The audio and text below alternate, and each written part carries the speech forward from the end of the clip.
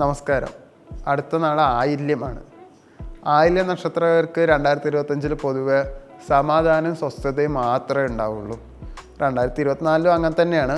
പക്ഷേ കുറച്ച് ഡൗൺ ആയിരിക്കും ഇത്രയും കാലം ഉണ്ടായിട്ടുണ്ടാവുക. ഇനി അത് അങ്ങോട്ട് സ്റ്റേബിളായിട്ട് തന്നെ പോകും. അതായത് സമാധാനം മാത്രമേ നിങ്ങൾക്ക് ഇനി ഉണ്ടാവുള്ളൂ. അതുപോലെ നിങ്ങൾ ഇത്രയും കാലം എന്തെങ്കിലും ഒരു കാര്യത്തിന് വേണ്ടി കാത്തിരിക്കുകയാണെങ്കിൽ അത് വല്ല വസ്തുവായിരിക്കാം, അല്ല എന്തെങ്കിലും കാര്യമായിരിക്കാം. എന്തെങ്കിലും കാര്യത്തിന് വേണ്ടി കാത്തിരുന്നുണ്ടെങ്കിൽ, എന്തെങ്കിലും കിട്ടാൻ വേണ്ടി കാത്തിരുന്നുണ്ടെങ്കിൽ അതെന്തായാലും നിങ്ങൾക്ക് വന്നു ഭവിക്കും 2025. അത് ഉറപ്പായിട്ടുള്ളൊരു കാര്യമാണ്. അതുപോലെ തന്നെ നിങ്ങൾക്ക് സമൂഹത്തിൽ നിങ്ങളുടെ നിലയും വിലയും വർദ്ധിക്കാൻ ചാൻസ് ഉണ്ട്. കലാകായിക രംഗത്താണ് നിങ്ങൾ വർക്ക് ചെയ്യുന്നതെങ്കിൽ അല്ലെങ്കിൽ ഉപജീവനം നടത്തുന്നതെങ്കിൽ നിങ്ങൾക്ക് ഉയരങ്ങളിലെത്താൻ കഴിയുകയും ചെയ്യും. ഒപ്പം തന്നെ എല്ലാവരും അറിയപ്പെടുന്ന ആളാവാനും സാധ്യത കൂടുതലാണ്. ഒപ്പം തന്നെ പല പുരസ്കാരങ്ങളും ലഭിക്കാൻ നിങ്ങൾക്ക് സാധ്യത കൂടുതലാണ്. അതുപോലെ തന്നെ ഗൃഹനിർമ്മാണം നടക്കുകയാണെങ്കിൽ അതെല്ലാം പൂർത്തീകരിക്കാൻ കഴിയും. അതുപോലെ നിങ്ങൾ ബിരുദാനന്തര ബിരുദമോ പഠിച്ച് കഴിയണ ഒരു വ്യക്തിയാണെങ്കിൽ അതിൽ ഉയർന്ന മാർക്കോടെ പാസ്സാവുകയോ അല്ലെങ്കിൽ സാധാരണ രീതിയിൽ പാസ്സാവുകയോ ചെയ്യും.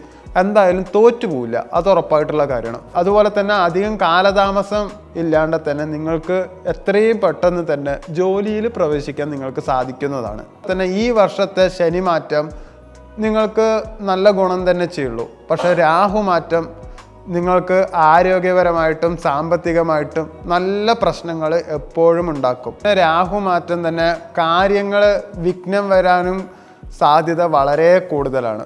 വ്യാഴം 12 സഞ്ചരിക്കുന്നത് കൊണ്ട് ഈ വർഷത്തിൻ്റെ പകുതിയിൽ നിന്ന് അത്യാവശ്യം ഡിസംബർ 2026 മാർച്ച് വരെ നിങ്ങൾക്ക് യാത്രകൾ വളരെ കൂടുതലായിരിക്കും.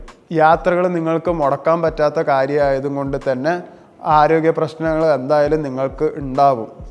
അതുപോലെ തന്നെ ഈ യാത്രയുടെ ഒപ്പം തന്നെ പല നല്ല വിഷയങ്ങളും നടക്കണതുകൊണ്ട് നിങ്ങൾക്ക് അധിക ചെലവും ഒരു ജൂൺ മാസത്തിന് ശേഷം എന്തായാലും ഉണ്ടാവും. അതുപോലെ തന്നെ നിങ്ങളുടെ കൂടെയുള്ള ആളുകൾ ജോലിക്കായിട്ടോ പഠനത്തിനായിട്ടോ മറ്റ് സ്ഥലത്തിൽ പോകുന്നതും കൊണ്ടും നിങ്ങളുടെ യാത്രയുടെ ക്ഷീണം കാരണം കൊണ്ടും ആരോഗ്യ പ്രശ്നങ്ങൾ ഉണ്ടാകുന്നതും കൊണ്ടും അവരൊക്കെ ആയിട്ടുള്ള കൂടിക്കാഴ്ചകൾ നിങ്ങൾ വളരെ കൂടുതൽ ആഗ്രഹിക്കുന്നത് കൊണ്ട് അവരായിട്ടുള്ള കൂടിക്കാഴ്ചകൾ നിങ്ങൾ നിരന്തരമായിട്ട് വർഷാവസാനമാകുമ്പോഴേക്കും കമ്മിയാക്കും. ഒരു വർഷത്തിലെ കാര്യമായതും കൊണ്ടാണ് അധികം ഡീറ്റെയിൽ ഇല്ലാണ്ട് ഞാൻ പറയുന്നത്. അടുത്ത വീഡിയോയിൽ ഓരോ മാസത്തിലും നിങ്ങളുടെ മാസഫലം പറയുന്നതാണ്.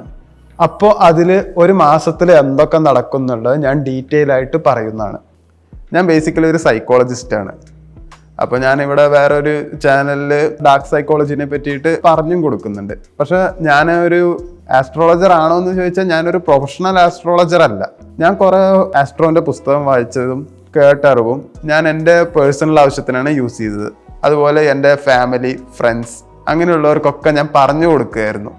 അപ്പോൾ ഈ പറഞ്ഞു കൊടുത്ത കാര്യങ്ങൾ അവരപ്പോൾ വിശ്വസിച്ചില്ലെങ്കിലും പിന്നെ അവർ വന്നിട്ട് എൻ്റെ അടുത്ത് പറഞ്ഞു, നീ പറഞ്ഞ കാര്യം അത് ശരിയായി എന്നുള്ളത് അവർ പറഞ്ഞു.